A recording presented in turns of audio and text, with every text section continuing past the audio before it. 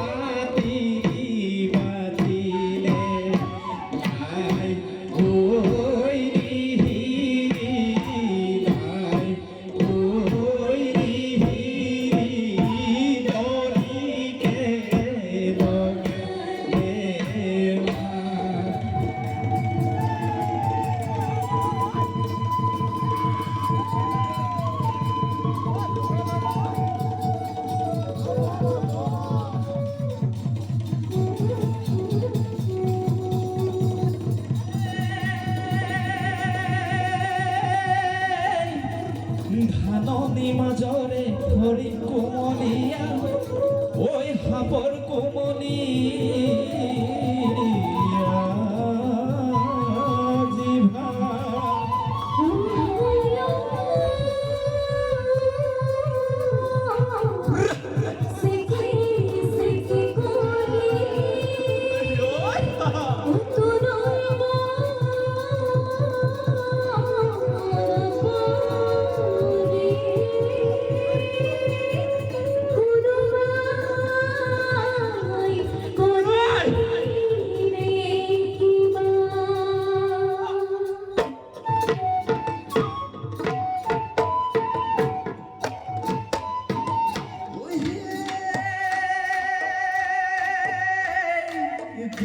নৈ পাৰে হৈ পান চিঙি আনিলো পান চিঙি আনিলো কোৰে কাটি আনিলো চালি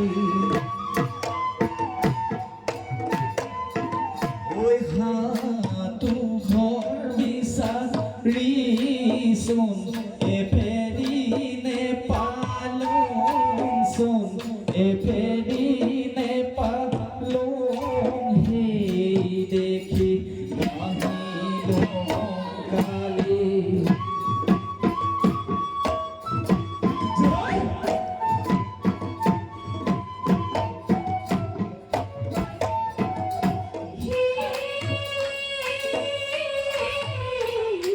ধূপগুলি হবে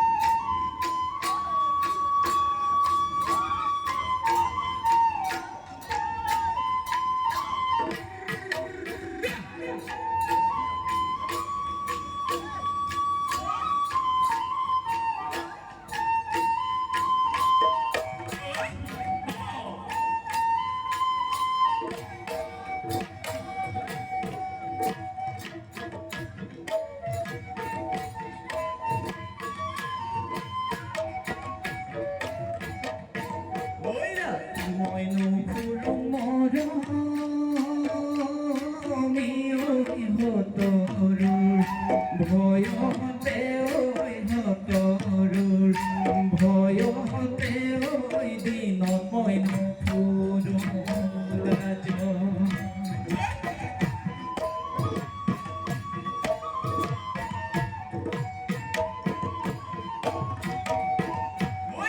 ধুলি বেলি কামর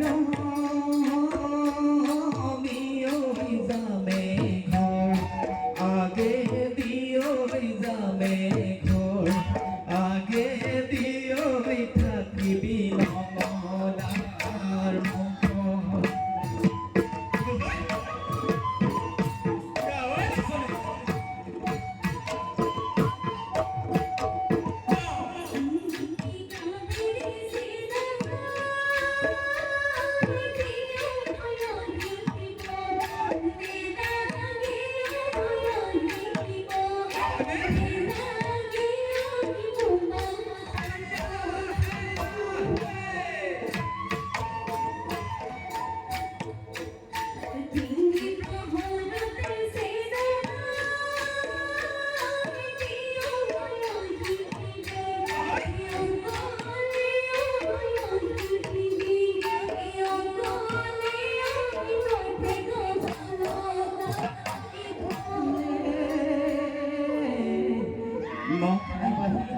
hai ơi bar phong gia nô rong dần hai bar phong gia nô rong dần hai đô ha tê rong so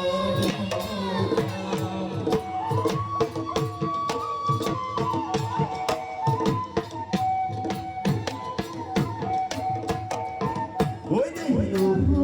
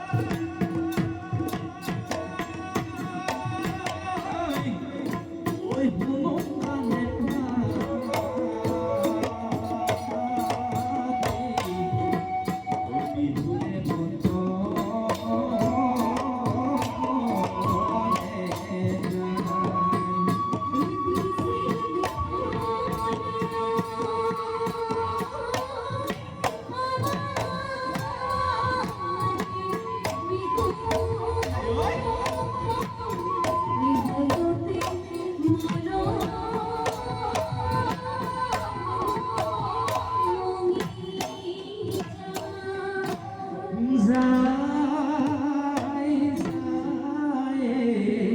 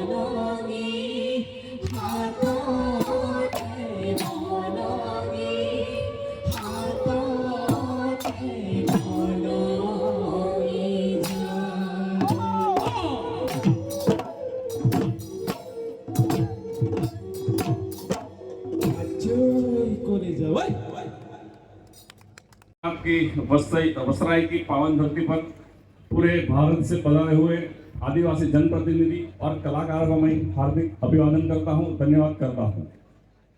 आज हमें बचना है, नई पीढ़ी को बचाना है, हमारा अस्तित्व बचाना है, तो पूरे भारत देश के 600 से ज्यादा आदिवासी जातियां हैं, उनको मुश्किल में आने वाली है और हमारा अस्तित्व जोखिम में आने वाला है।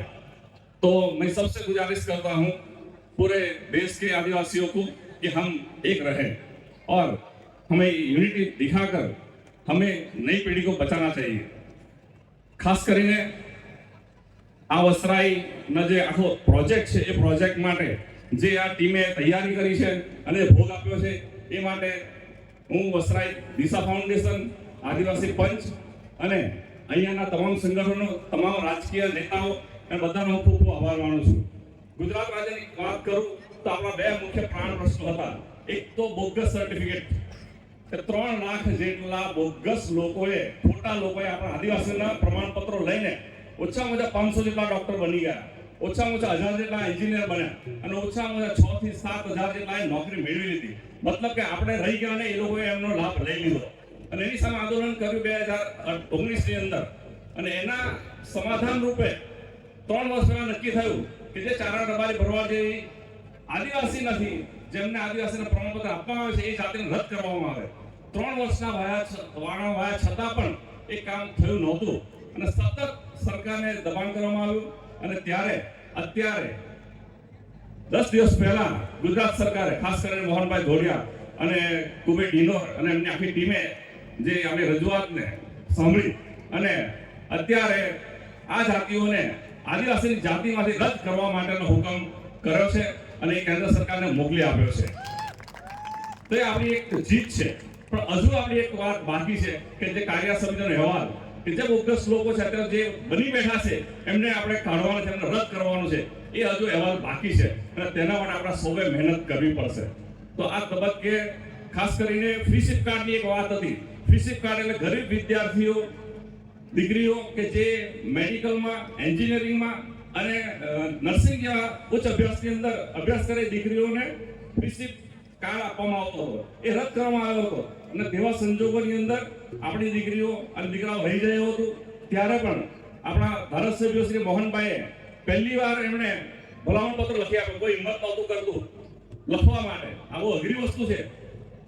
સમાજના પ્રમુખ તરીકે મારે સાચી વાત પણ જણાવવી જોઈએ અને સાચી વાત એ છે કે ફક્ત 2 લીટી લખવાની હતી કે ભાઈ ગરીબ વિદ્યાર્થીઓ માટે ફ્રી શિપ કાર્ડની યોજના છે, આ યોજના પુનઃ ચાલુ કરવા માટે વિનંતી, કે જેમાં કોઈ સરકારનો વિરોધ નહોતો, ફક્ત રજૂઆત હતી, છતાં પણ ખાલી 4 ધારાસભ્યો આપણે લખી આપ્યું। આ આપણા સમાજની વાસ્તવિકતા છે। ખરેખર તો આપણને 1 કરોડ આદિવાસીઓને આજે કોઈ ગણતું નથી અને એની સાબિતી તમને જોઈતી હોય તો 1.5 લાખ જેટલા ચારા રબારી ભરવાડ છે, એ લોકોની ફેવરમાં અત્યાર સુધીમાં થયું હતું, હજુ પણ એનું ફેવર થઈ ગયું છે। કાર્યસમિતિ અંદર અટકી રહી છે તો આપણા 1 કરોડ લોકોએ હવે એક થવું પડશે। આજે અંગૂઠો આપણો કાપી લીધો એકલવ્યનો અને એ લોકો આપણા કાંડા કાપવા માટે બેઠા છે, તો એ તાકાત ઊભી કરવી પડશે આપણા લોકોના કે હવે કાંડા આપણે એ લોકોના કાપવા નથી, તાકાત આપણા લોકો ઊભા કરવાની જરૂર છે। તો આ ગુજરાતની અંદર આપણે આદિવાસીઓ એક થઈએ અને આપણે મજબૂત બનીશું તો આ વસ્તુ શક્ય બનવાની છે। જો 1.5 લાખ આદિવાસીઓ છે, આદિવાસી નથી, એ લોકો આપણને 1 કરોડ નમાવી જાય તે આપણા માટે પણ શરમજનક છે। તો આ સંજોગોની અંદર નવી પેઢીને બચાવવું હોય, આપણા હક્કો બચાવવા હોય તો આપણા લોકો એક થવા છૂટકો નથી અને તાકાત બતાવવી પડશે, ત્યાં વગર આપણને હક્કો મળવાના નથી। અને ખાસ કરીને જે કાર્ય સમિતિનો અહેવાલ છે એના માટે આપણે તંતોડ મહેનત કરવી પડશે, બધા સંગઠનોને મજબૂત બનવું પડશે, ત્યારે આપણે બચી શકીશું। અને એના કરતા પણ વધારે જોખમ જે આવી રહ્યું છે એ આપણા માટે અઘરી વસ્તુ છે અને એ છે આપણા વિવિધ પ્રોજેક્ટનો। આપણને એવું લાગતું કે મહુવા તાલુકો બાકાત છે, પણ મહુવા તાલુકામાં ગુડ સ્ટ્રેન્થ જઈ રહી છે અને આમાં જે પ્રોજેક્ટો દક્ષિણ ગુજરાતમાં આવી રહ્યા છે, bullet train, Bharatmala express, Tapi river link project, Vedanta project થી માંડીને તમામ પ્રોજેક્ટો જે છે એ આપણને વિસ્થાપિત કરવાના છે। ફક્ત કેવડિયા તમે જોઈ લેશો તો ખબર પડી જશે કે આપણી શું હાલત થશે। કેવડિયાની અંદર 2019 ની અંદર કાયદો statue of unity development and tourism act એક કાયદો બન્યો 2019 ની અંદર અને ખાલી કેવડિયા માટે બનાવ્યો, પણ એમાં જે જોગવાઈ કરવામાં આવી ત્યાં ગુજરાતને લાગુ પાડી દીધી છે લોકોએ। કેવડિયાની અંદર પેલા ડેમ બનાવવામાં આવ્યો, પછી સ્ટેચ્યુ ઓફ યુનિટી 14 ગામમાં બનાવવામાં આવ્યું અને 14 ગામ લીધા પછી આખો જિલ્લો જે છે એ ટુરિઝમ એટલે પ્રવાસન ધામ, અભયારણ્ય અને સફારી પાર્ક એના નામે આખા જિલ્લાને એ લોકોએ કબજે કરી લીધો છે. અને એ જ નિયમ છે કે ટુરિઝમના ત્રણ કલમ જે છે એ એમ કહેવામાં આવે છે કે જ્યારે પણ જરૂર પડશે ત્યારે ગુજરાતની કોઈ પણ જમીન છે એ આ એક્ટ હેઠળ લઈ લેવામાં આવશે. ત્યાં પ્રોજેક્ટ કરવા માટે કોઈનો બાદ લાગશે નહીં, જાહેરનામું ખાલી બહાર પાડવાનું રહેશે. મતલબ કે આપણો વિસ્તાર પણ એની અંદર ભવિષ્યમાં લઈ લેવાના છે. એટલે એકવાર જો એ પ્રોજેક્ટ ચાલુ થાય છે તો બાકીના બધા કામો ડાંગ સુધીના કામો આવતા વાર લાગવાની નથી. અને ત્યાં આગળ કોઈ નળિયું પણ બદલવું હોય, ઘરનું છાપરું પણ બદલવું હોય તો પરવાનગી વગર તમે ત્યાં કંઈ પણ કરી શકતા નથી. અને એ આપણે ત્યાં આવવાની પૂરેપૂરી શક્યતા છે.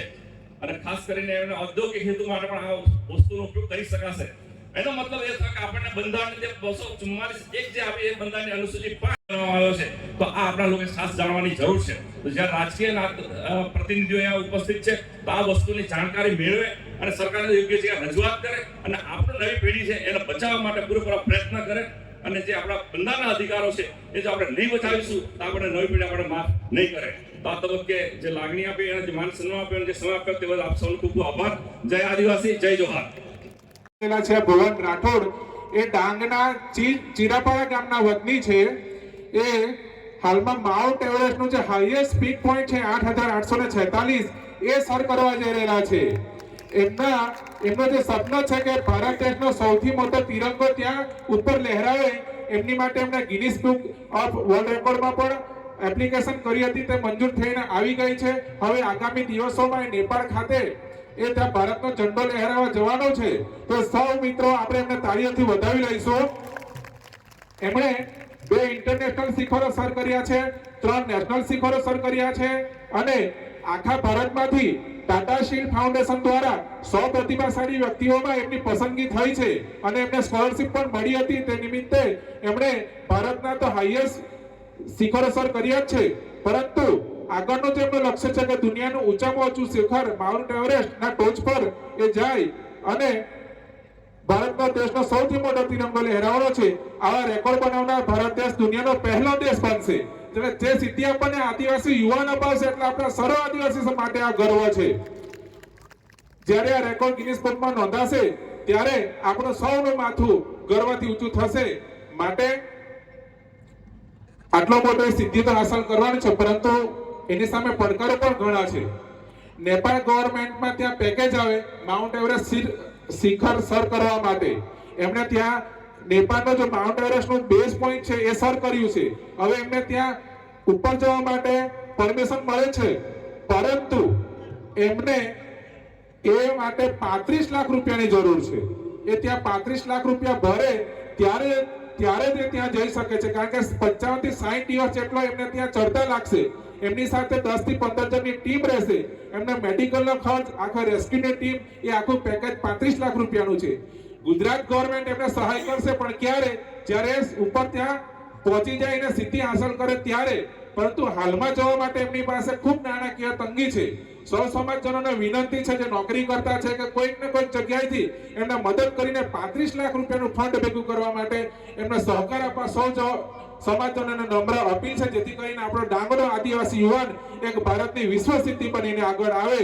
માટે સૌને એમની પાસે રસીદ બુક પણ છે, એમને રૂબરૂ મળીને આપ એમનો વ્યક્તિગત દાન પણ નોંધાવી શકો છો.